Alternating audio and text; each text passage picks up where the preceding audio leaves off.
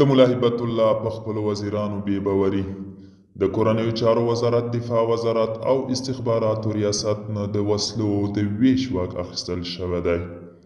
سلام، وخت بخیر. پام وکړئ د نن ورځې تازه خبر ته.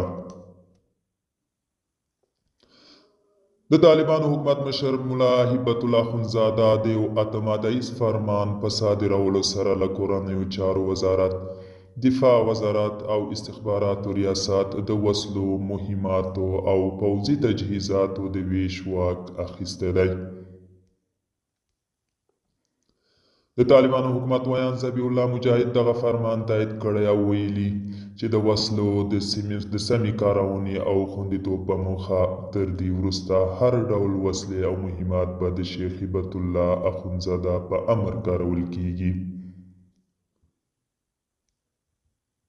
بل نور د یو شمېر شنونکي په دې باور دي چې له دغه فرمانه داسې ښکاري چې د طالبانو د مشرانو په منځ کې بې باوري تر وروستي بریده رسېدلی او نن سبا د دغې ډلې مشر ملا هبت الله په خپلو وزیرانو هم بې باوري شوی دی.